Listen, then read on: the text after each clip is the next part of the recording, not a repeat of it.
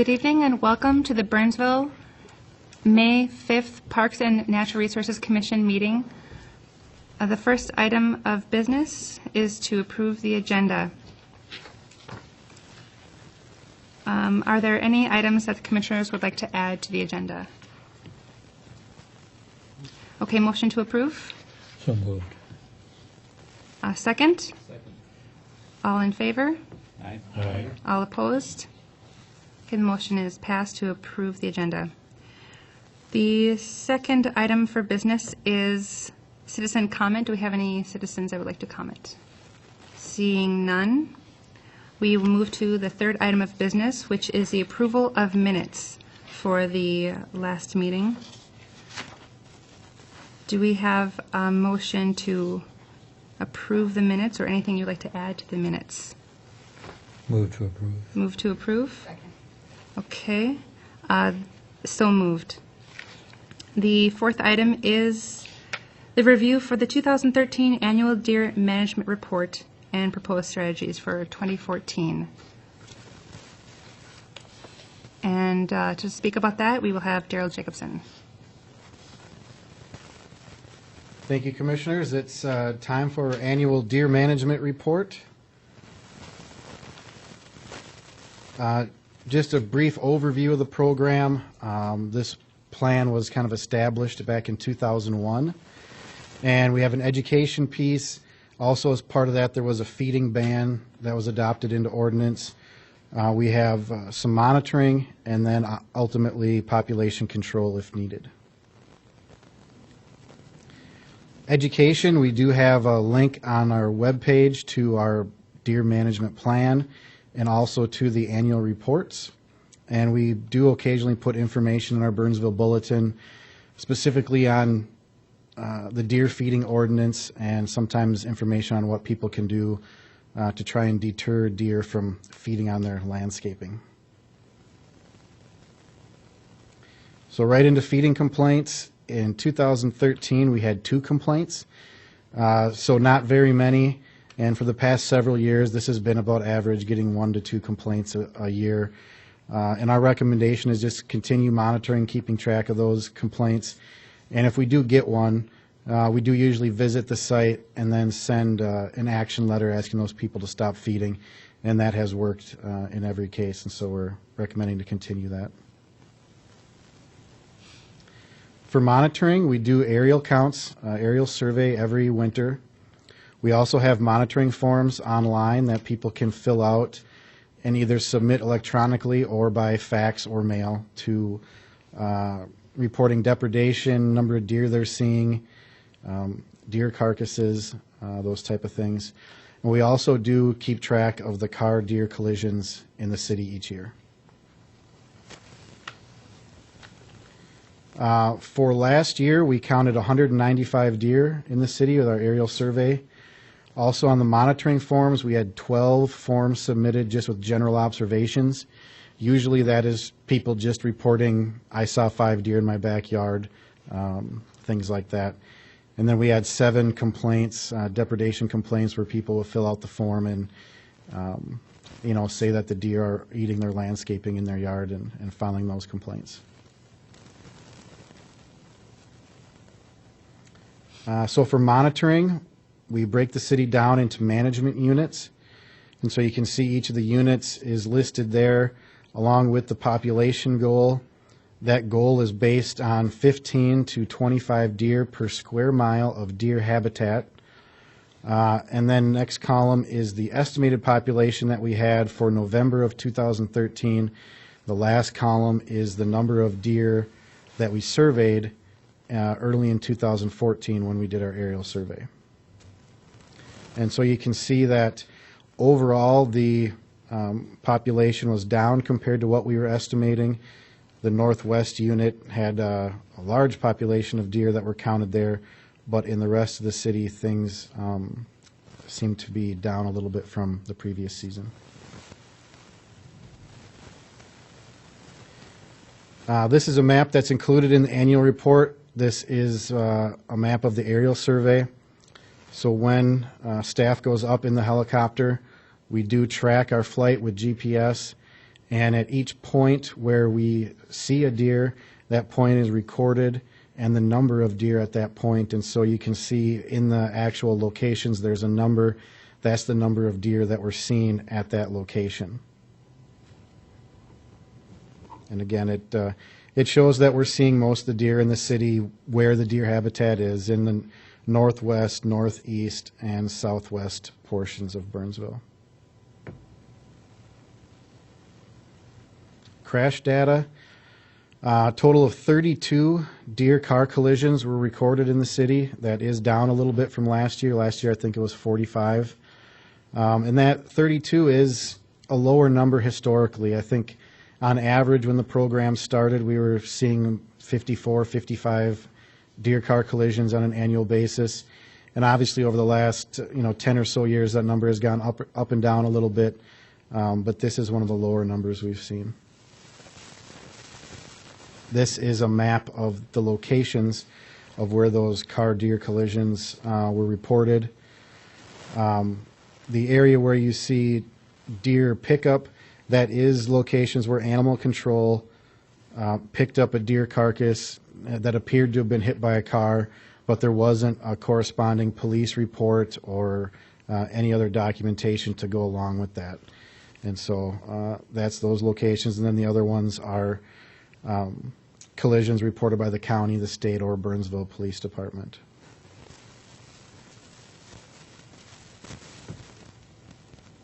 At this point, we're just recommending to continue the monitoring methods that we've been using.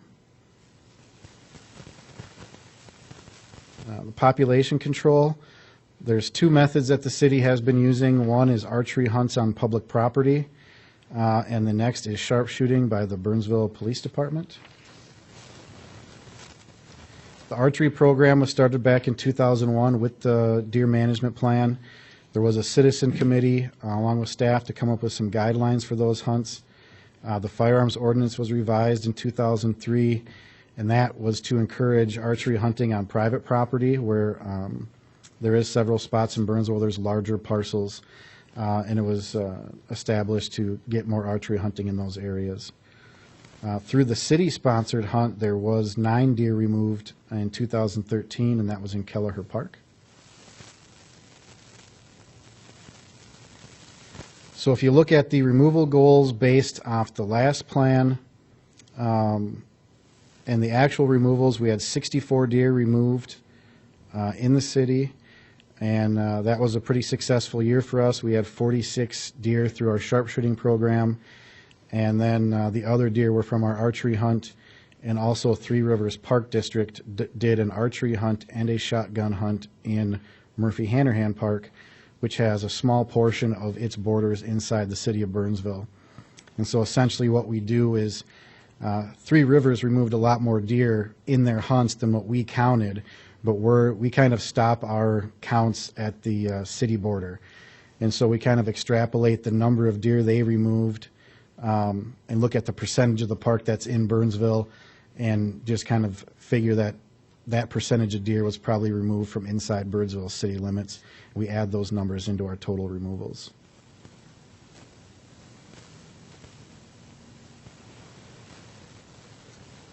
I just want to mention one thing back on the last slide. You can see that based on the removal goal, we did hit our goal in 2 of the units. One is the northeast, which was nice because that has generally been our highest deer density area in the city. It's where the wildlife refuge is. And the city doesn't control a lot of the property in that section of town, and so it was a successful effort there to get in our removal goal range. And then the southeast unit, not a large deer population down there, so we didn't have a large number to remove, and we're able to hit that goal as well. The west central unit was an area where we haven't really done a lot of removals before, and our efforts this year weren't very successful. One of the sites that we had, there was kind of some resident disturbance, and so that kind of hampered our efforts a little bit there. Also, there was some development in Savage right along the border, which is where most of our deer were counted. And so we think based on new construction and some other activities that it may have changed kind of the deer pattern from when we counted them versus when our removals were taking place. Madam Chair, I had a question, Darrell. Just looking at the goals and the actual removal, are our goals really realistic? Well, that depends on the area of the town you're looking at. I mean, obviously, in some of the areas, they're more realistic than others. The East Central unit, where we had 32 as a removal goal, and the actual removal was 13, that's a difficult goal to hit because the plan does establish if you have woodland restoration going on, we can take the deer population goal and move it down to 5 deer per square mile from that 15 to 25 on a short-term basis. And so last year, we did have that goal set at 5 deer per square mile, which is an extremely difficult number to actually achieve. And so the goal of 32, we want to have that in there so if the opportunity presents itself, we can get the deer population down to allow that woodland to regenerate. But to actually get to 5 deer per square mile is pretty difficult, and so that one probably was a harder one to hit. Another question is, are we having a lot of people out there with goals like that we just pay for not achieving goals like this? How much is of the cost that we put into this for actually the number of deer that we remove? Is that excessive if you look at just the numbers, or? Well, if you look at the amount of money we spend per deer removed, this year was really no different than any of our past years. Obviously, the archery removals don't cost the city anything besides a little staff time to set those up. The sharpshooting, we obviously pay the police officers for when they're out there. We bait. But we're looking at, $200 to $300 per deer, which is pretty typical. It's pretty average for what people pay. And if you look at the program as a whole, now in any individual year between the 6 management units, we might not meet our goal in every unit. But when this program started, the city had an average deer density of 55 deer per square mile of habitat. If you look at the last several years, our average has been about 37. And so that number has come down quite a bit over the life of this program. And so it's if you look at one snapshot in time, one management unit, that goal might not be met. But I would say over the course of the program, the deer densities have been reduced, our car deer collisions have been reduced. And so in that aspect, I think it's been a success. Thank you. I was wondering about if you add the 32 deer car crashes into this factor as well, so the total is closer to 90. In a different table, we do include it, but not in, this is just for the city's population control efforts. But if you look in the actual annual report, there is a table that includes that number for the, when we calculate our November population and look at everything like that, that car deer collision is removed from the population through that process. So net is better than 50% toward the goal. Yes.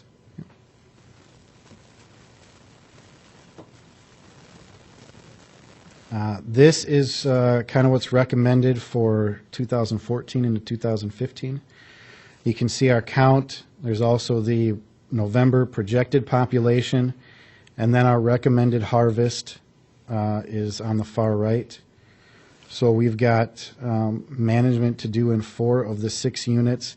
West Central is a very low number, and so it's likely that that would be on our sharpshooting target range to work in, but it would probably be a lower priority area that we would work in at kind of as time allows, and would probably spend more effort in the other locations that have higher numbers. So we're recommending sharpshooting in the northeast, northwest, and west central unit. Specific sites obviously to be selected based on deer distribution. We do go out in the fall and look for locations where those removals can occur. A lot of times in areas we've worked before, we'll pick locations that have been successful in the past. Archery hunting, we're only recommending one park again this year, and that's Kelleher Park. One thing that we're looking at changing, in the past, the Burnsville hunts have all been an earn a buck hunt. But we're always looking at ways to make our archery hunt more successful because it is the most cost-effective tool we have for deer management. And I found out that over time, Burnsville was one of the last earn-a-buck archery hunts that the Metro Bow Hunters Resource Base, who we use and several cities use, was using that earn-a-buck program. And so we're looking at having different hunt periods. And the first hunt period would be antlerless only. And then the second hunt period would be an either sex hunt. Now, the requirement would be you had to hunt all the previous days in that first hunt period to be eligible for the either sex hunt on the second part. If you didn't hunt all the days, then for that second hunt period, those people would be hunting under the earn a buck regulation, so they would have to shoot a doe first before they could shoot a buck. But this change would allow Burnsville's hunt to be competitive with all the other hunts that are out there that folks have a chance to sign up for, and also would keep those hunters interested as the hunt periods go throughout, knowing that if they put their time in and shoot some antlerless deer in the beginning, that there would be an opportunity for that either sex hunt for that second part. And so I've got two proposals, two options essentially for the archery hunt dates. This is the piece, as part of this program, I do need a motion recommending the archery hunt dates. As far as the rest of the report that I've given, there is only a recommendation or motion needed if commissioners want to see any changes with the methods that are currently being used. So with that said, we're looking at 4 separate hunt periods in both scenarios. Option A, the only difference between these two is the first two. So you can see the 25th to the 27th, October 9th through 11th. Those are Thursday through Saturday hunts. For option B, the first 2 hunt periods are Wednesday through Friday. On both hunts, the last 2 hunt periods are Thursday through Saturday. And that is consistent with what has been approved in the past with essentially two Saturdays, with park being closed for archery hunting.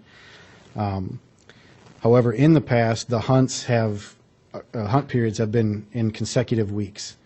And so here we have spread them out, which I think will be better for the hunt because it allows the park, the hunt pressure to kind of subside for a while between the hunt periods.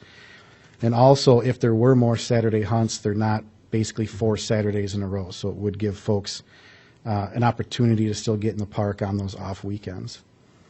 And so it's staff recommendation to approve option A, just because we are looking to get more people in the parks. Obviously, having a Saturday hunt allows the hunters more time to get in without using vacation time and things like that, which can be a hindrance to people getting in the woods and hunting. But both options are there, and that recommendation would go to City Council, and they would ultimately approve the hunt dates.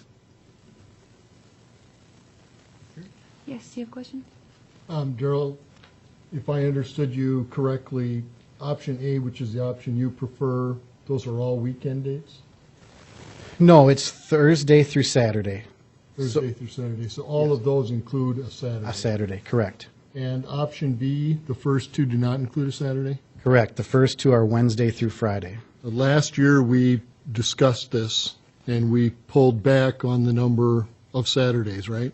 That's correct. Because this is prime time to be in the park. That was the opinion I expressed last year, that Yes. there's no better time after the insects have started to decline, and I think the public has the most interest in the park. We're losing 4 Saturdays if we choose A, is that correct? That's correct.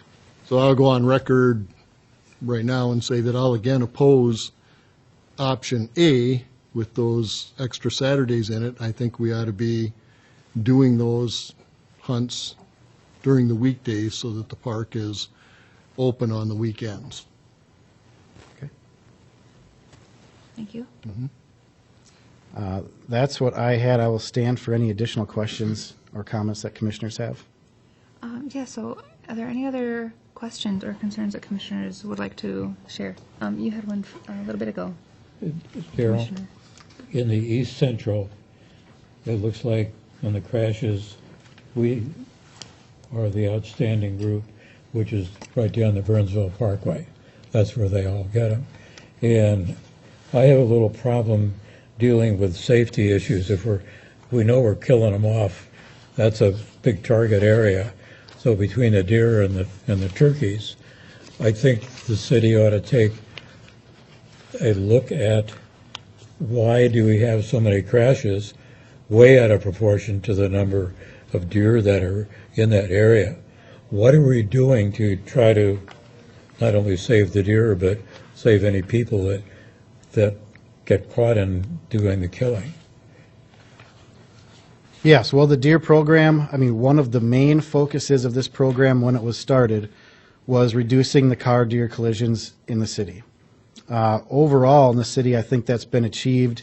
Obviously, we haven't eliminated them, but there has been a reduction. In that area, we do the counts and we do removals. Last year, we did removals both at Terrace Oaks and at Wolk Park. But the way the program is set up, when we do our aerial survey, if we don't count the deer, we can't arbitrarily go out and set up for deer removals. And so, when this program was established, that was one of kind of the checks and balances that was put in place, was that the removals would be based on the aerial surveys. No, what I'm asking is, is the city doing? We know that the Burnsville Parkway between County Road 11 and down through Terrace Oaks is a killer area for deer. What are we doing to save the driver and save the deer? I haven't seen any safety program. I don't know how you go out and communicate with deer and say don't run out there, because they usually run out in 2s and 3s. Like, are there signs? Are there deer crossing signs? Are you kind of wondering about that also? Well, the whole thing is a deer crossing sign. It goes down and it's a curve, so that's the only good part. They supposedly slow down, but they really don't.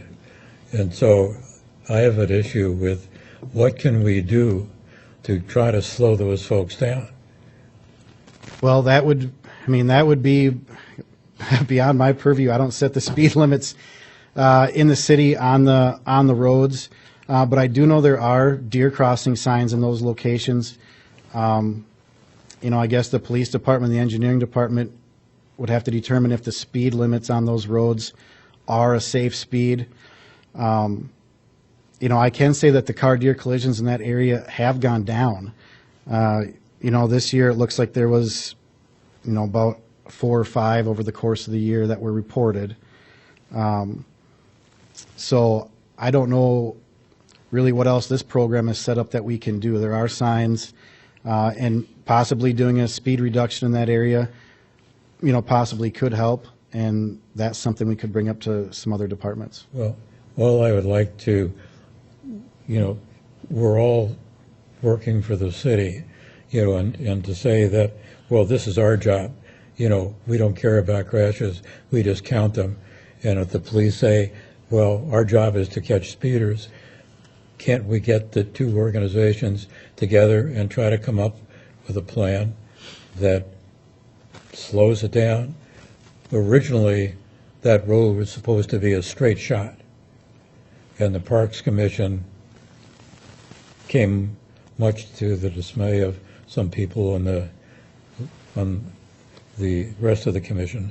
The city council overruled that and made this, through the park, a curve to slow that down.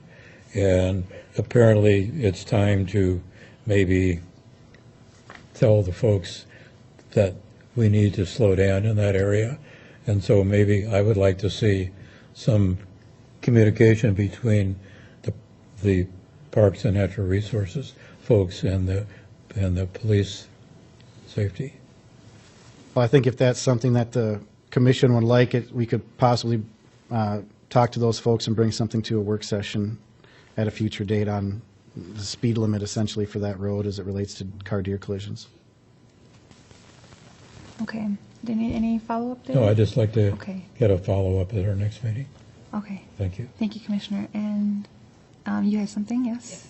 How many archers do we allow in the park during each of the periods? Each of the periods, there are 16 archers that are selected, 4 are alternates, and 12 are regulars.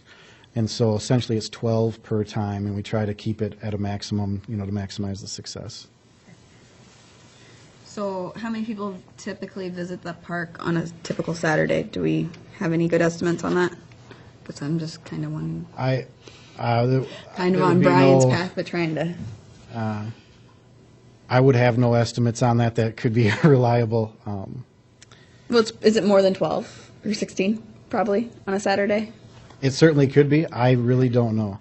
I will say that archery hunts have been happening in Kelleher Park for many years, and we did have it closed on several Saturdays, usually 3 or 4, and we did not get a lot of complaints from residents over that time that the park was being closed on the weekend. But Okay. certainly, I'm sure there are park users that may be wanting to use it. Okay. Yes, Commissioner. Darrell, have you ever looked at, or has the history, have you ever expanded the bow hunt to other parks in Burnsville? Yes, we have had archery hunts in Kramer Preserve, Black Dog Park, Terrace Oaks Park, Wolk Park, and then obviously Kelleher. I think that is the parks we've had. And why was the decision to just leave it to the Keller Park? Essentially because the down in southwest Burnsville is where we have a lot of our large parcels of land. And so there is a lot of hunting that happens on private property down in that area. So we know there are additional deer being removed besides what the city does. That probably isn't the case in a lot of the other areas of the city. Also with Kelleher Park, it's the second largest park in the city. So you do have the opportunity to get a lot of archery hunters in there. With the other parks, we were only able to get, 4, 5, 6, maybe 7 in. And so with the efficiency that we can have through sharpshooting versus the small number of archers that we can get into the other parks, it just seems like at this time. Now, if the removal numbers came down or the goals came down in other areas, we might look at doing archery hunts in some of those parks again. But we were seeing archery success diminish in those parks over time. So then I guess along the lines of the sharpshooting, what days a week do those occur? And is that an entire day that they have to shut down those areas, or how does that? No, it's generally done in the evening, usually between 5 and 10 o'clock at night. The parks do need to be closed during that time. The reason we have not done a lot of sharpshooting in southwest Burnsville is because it's a little bit counterproductive because there are a lot of people in that area who don't want sharpshooting. And so you have bait pile sabotage. They will come out when we have done it there before. They'll come out when they know the shooting is going on and make noise or disturb the area. And so it is something that we're looking at getting back into in the future if those numbers continue to stay as high as they are. We did meet with folks down there who do hunting on private property and let them know that between the city's hunt and the hunt on private property, if the removal numbers can't increase, the city will probably have to try to go in and do some sharpshooting in the future, which is not a popular activity down there. But that's why we have tried to use some other methods in that area because it's not as efficient as it is in other parts of the city. More. Yes, Commissioner Wolf. I have a couple more questions or comments, Darrell. Both of these based on, well, maybe first of all, I can comment on Stacy's question if you like. One of the problems with knowing how many people are in the park is that there are multiple entrances to the park that are not the main entrance. And you'll often find a number of young people, there's a basketball court there and so forth. On that side of the park near the main entrance, playing basketball, throwing a Frisbee around. And then there's quite a bit of the park that's still fairly natural and abuts Murphy-Hanrahan. And that also abuts a lot of private property. And many of those people living along there enter through those sort of backyard routes. In fact, a few years ago, we had one woman surprised by an archery hunter because she had gone in through one of these other access points. So I can't tell you how many people are in the park on a given Saturday, but there are a lot of young people and some adults that go in from these different points, and they might not traverse the whole park, but they're in at least the edge of the park. Now to get back on my own observations, since I live very close to Kellert. This past year, I had a deer that was injured. Eventually, I assume died, but it spent several days in my backyard unable to use its front leg. It looked like it had a wound in the shoulder. I'm just curious, do we require archers to report injured animals? Let's see, they hit an animal and then they can't find it or they can't track it. Do we know of those? Yes, we do. And how often does that happen?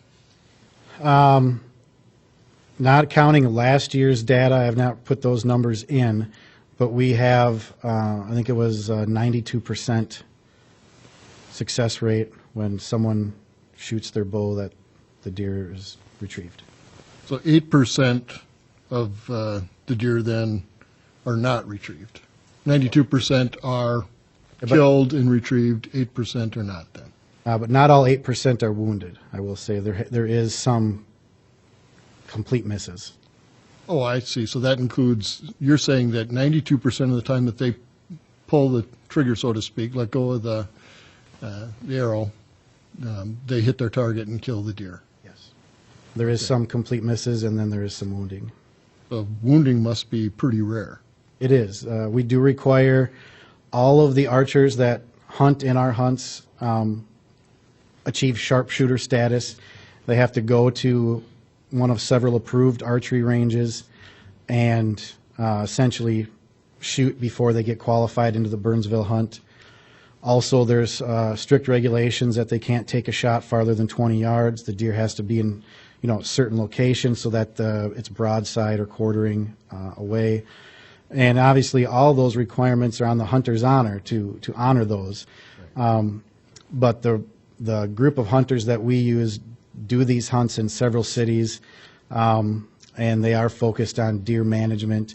And so it is definitely more successful than your average archery hunting hunter. I think your numbers, 92% of the arrows that leave are hits that, and the deer are recovered.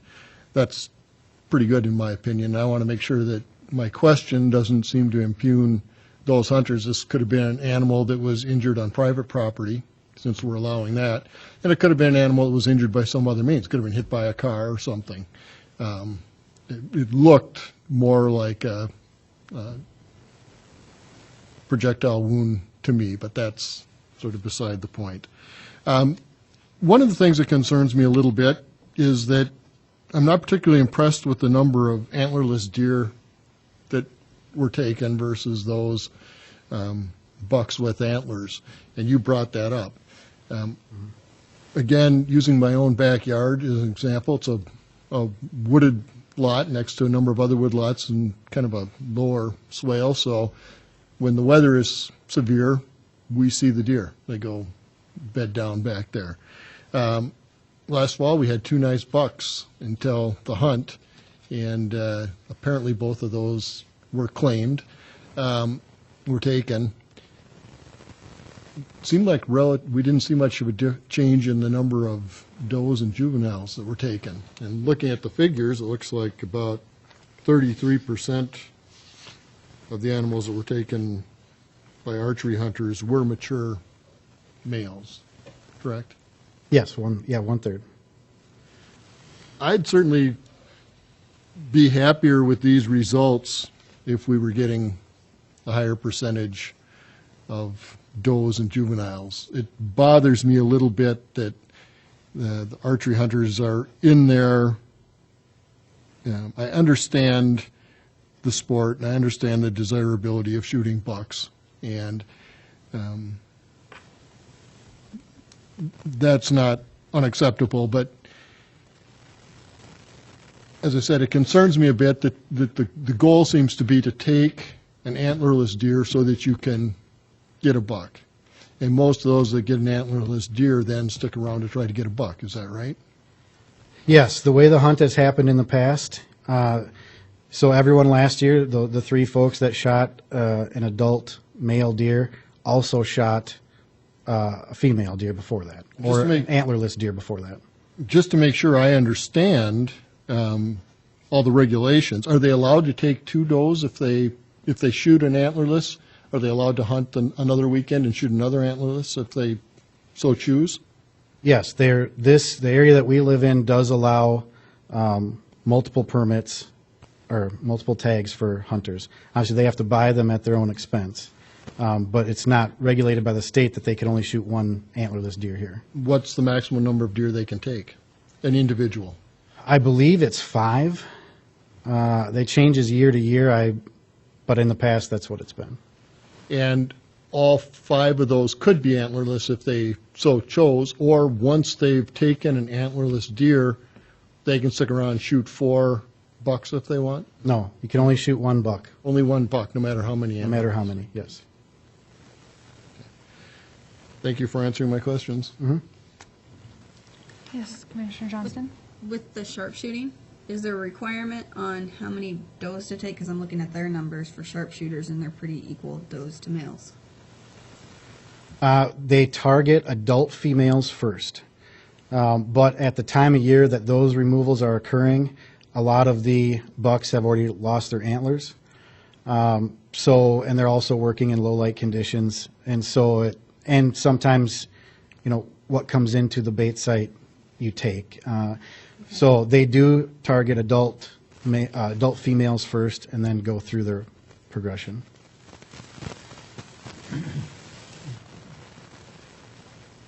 Okay, does anybody have anything else they'd like to discuss at this point?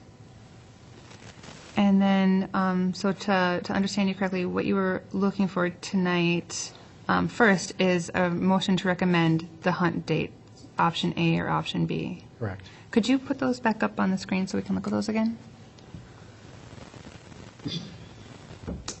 Okay, and I asked for a motion from the commissioners. Do you have a recommendation? We've heard from Commissioner Wolf. He wants to recommend option B.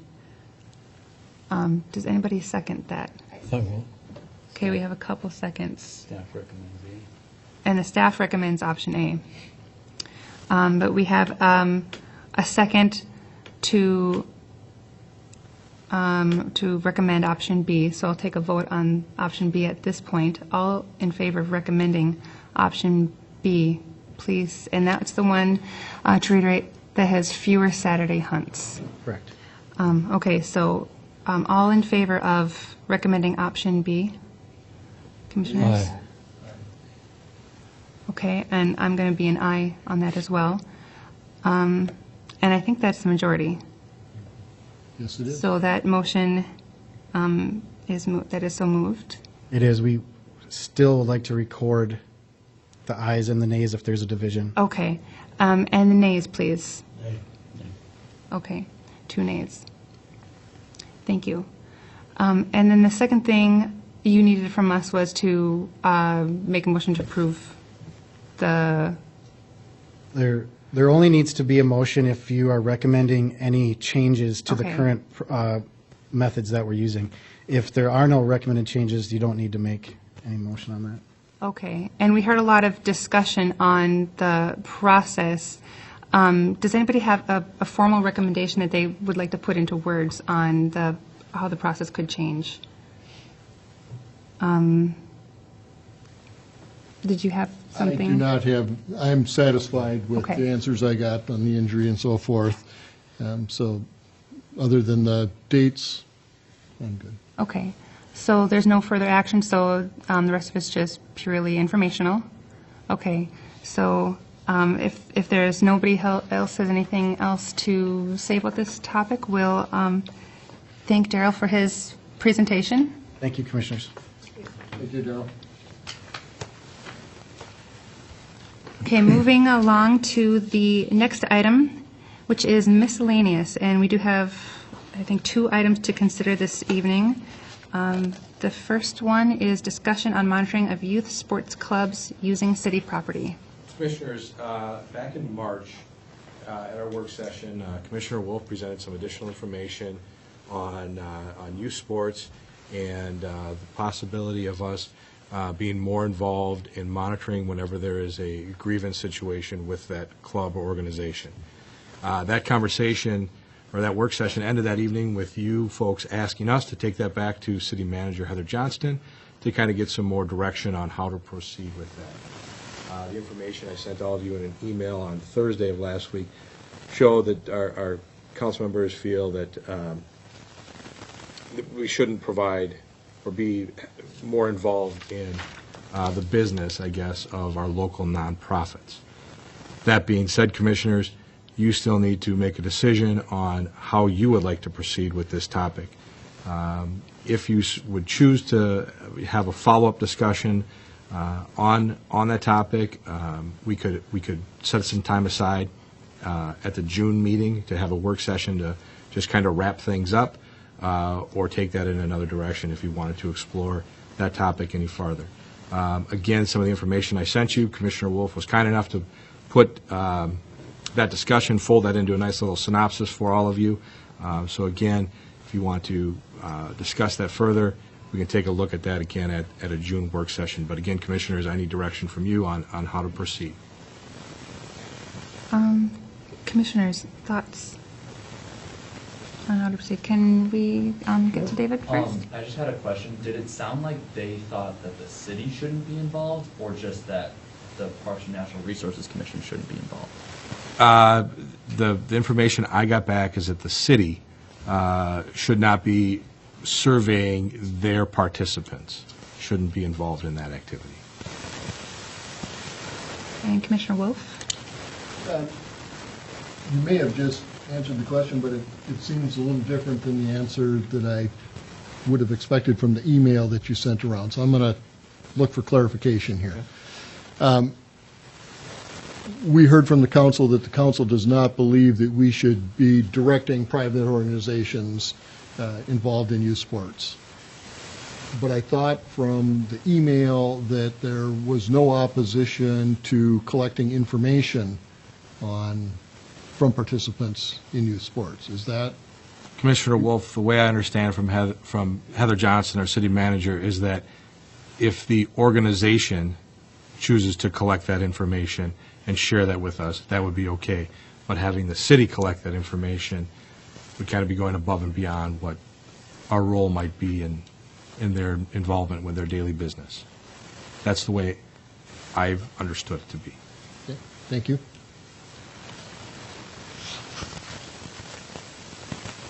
And so you want to know if we want to do another work session on this or wrap it up as has been decided? Okay. So Commissioners, do we want to have another work session on this, or are we okay with the findings that we have, that have been shared with us thus far? I personally would like to discuss it further, but that's one person's view. Okay.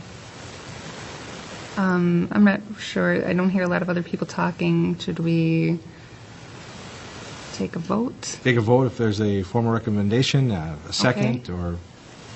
Okay. Did you have something to share? I was just going to say, could we just have a open, formal or informal work session to maybe put closure on the issue instead of just saying, okay, it's over? Maybe one more time, whether, I think we received a message from the city, but I think we still have the ability to sit down one more time as a group and express our opinions and, if the city at some point changes their mind, at least we can have some position. So I'd like to, before we lose one of our commissioners, since he has been very helpful and over the years and has given us a lot of good information, and respect to his time that he put in, I think a proper thing to do would be to have one more session so we can respect what we've heard from the other commissioners. Thank you, Lynn.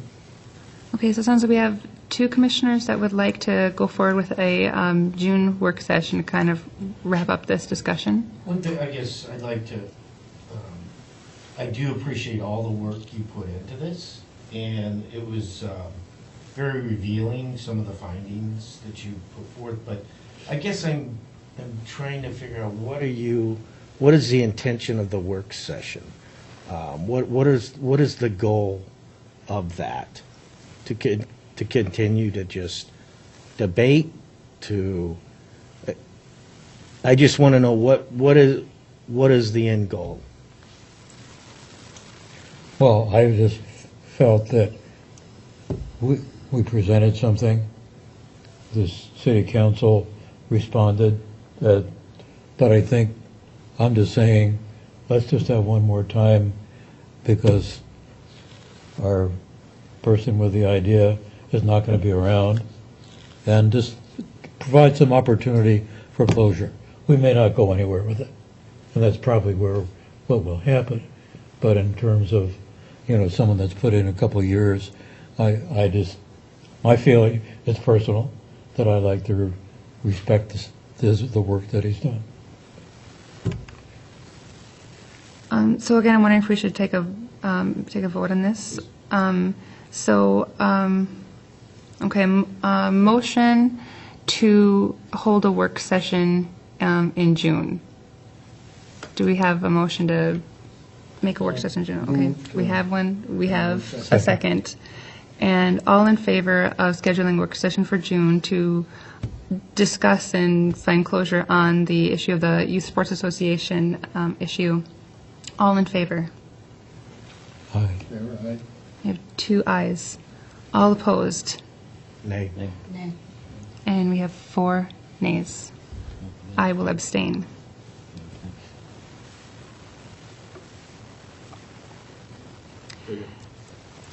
Okay, so that motion does not move forward. The second item of miscellaneous.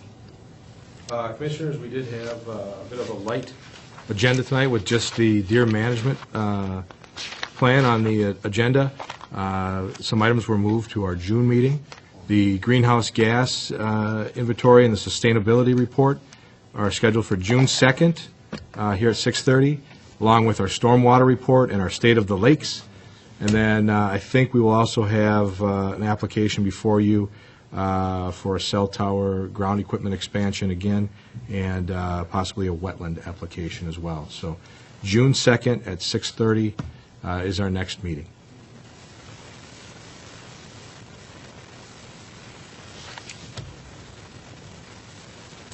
Okay, thank you for sharing that with us. And are there any other, is there anything else that any commissioners would like to share at this point in miscellaneous?